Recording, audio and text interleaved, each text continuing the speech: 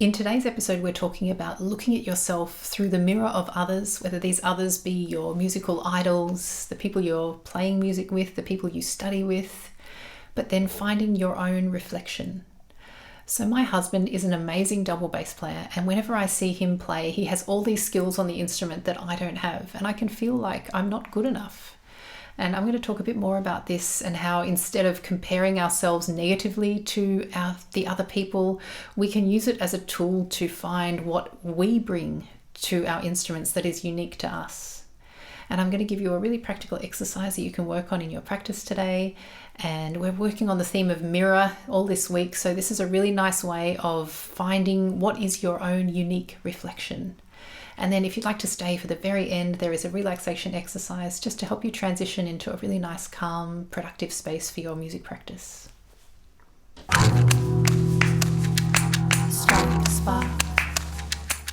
Welcome to Practice Space. I'm Erica. If you're new, there are new videos Monday to Saturday, and we talk about philosophical topics like this, but we also work on practical exercises and also lots of creative exercises. So you always have something new and fun to work on in your music practice.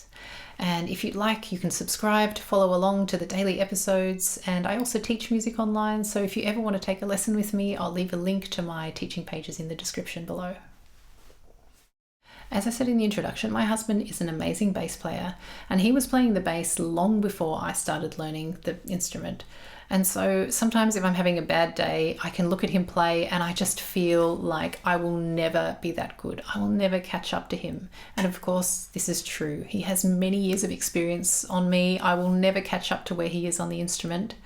And so something that is very helpful is then to take a step back and think of all the things that I do that are unique to me, and maybe the things that I do that he doesn't do. So I am a singer. That was my first instrument. That's what I studied at university, and I love to sing and play the double bass. And this is what I spend a lot of my practice time working on, is the coordination between the voice and the double bass. And so my husband doesn't sing. He definitely doesn't sing and play the double bass. So this is something that gives me a unique voice on the instrument. So maybe I don't play like him, but I play like myself, and I bring these two elements together in a way that only I can do. And so to give you another example, I went to a jazz jam recently, and the house bass player was amazing, and I felt really inadequate getting up on the stage, and I just basically felt like I was not Ray Brown, and so I was just going to be a disappointment to everybody on the stage. And of course, I'm not Ray Brown, because only Ray Brown is Ray Brown, and only Ray Brown will ever be Ray Brown. And so if we are trying to be just like this idol, then we need to think that that person is their own unique musician. And the reason that people loved to play with them is because they did something that only they could do. And so we want people to play with us because we do something that only we can do. And for me as a bass player, I am not a 24/7 straight ahead jazz bass player. That's not really what I enjoy practicing. And so I have to balance my time between this kind of practice, but also all of the other things that I like to do, working on composition, working on singing and playing at the same time, working on playing arco. I like to play a little bit of orchestral music. And so in the context of playing jazz, I think for me, it is much more doable to just feel like I am okay being just a solid bass player. The kind of bass player who keeps the groove really solidly, plays tasteful walking lines, so doesn't get in the way of anybody's solos, but supports the rest of the music. And maybe I don't play flashy solos, maybe I don't do anything virtuosic on the instrument, but I am playing the role of a bass player in just a nice, tasteful, solid way. And so this for me is enough on the bass in that kind of a context.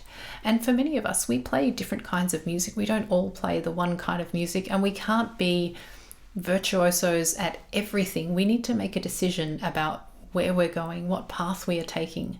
And of course, this means making some sacrifices, deciding not to work on one thing in favor of working on another, which is definitely what I have done in my own music practice.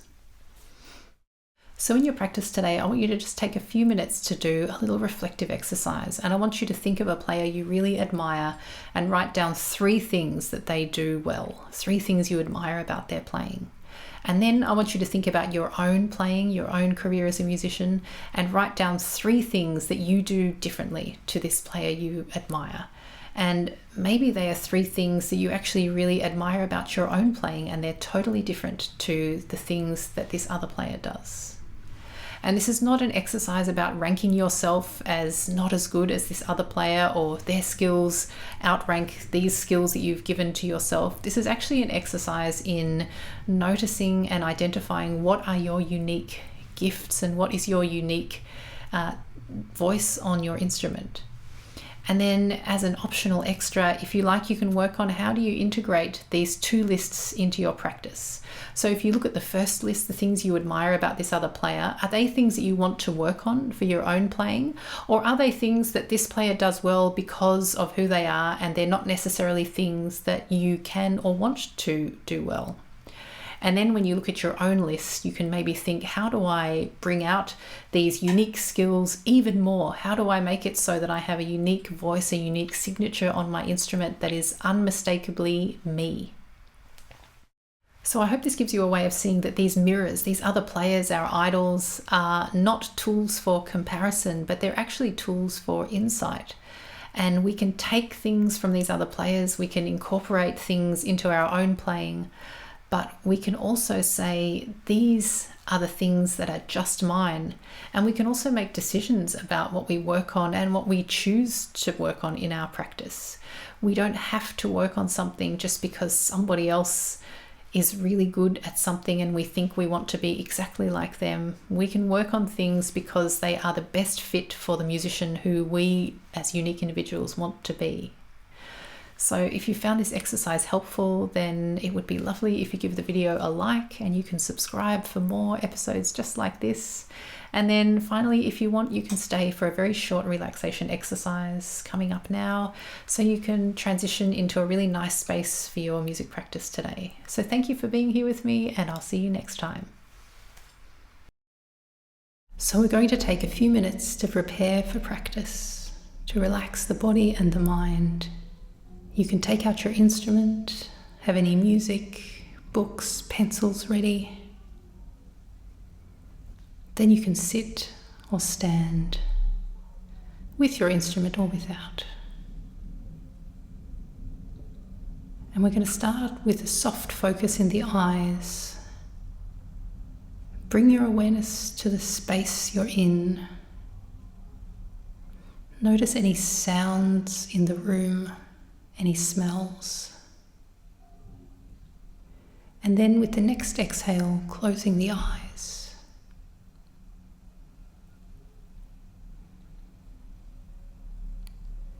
And we bring our awareness in to our bodies, feeling the weight of the body on the chair, or feeling the feet connected with the floor.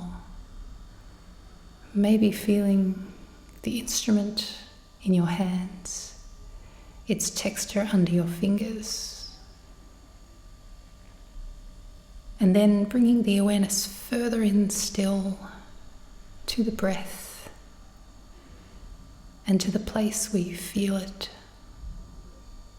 Maybe the nose, the throat, the chest, the diaphragm. Feeling the rise of each inhale and the release of each exhale.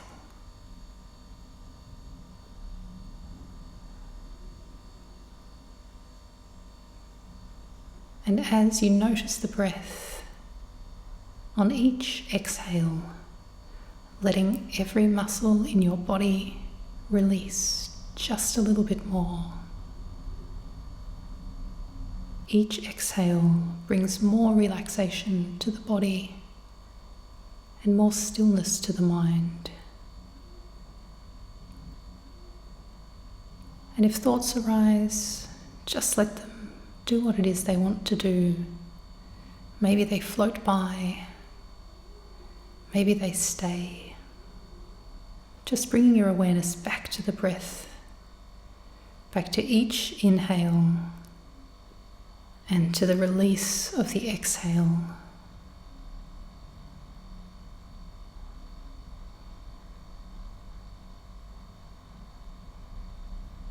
every breath, relaxing the muscles in the body just a tiny bit more.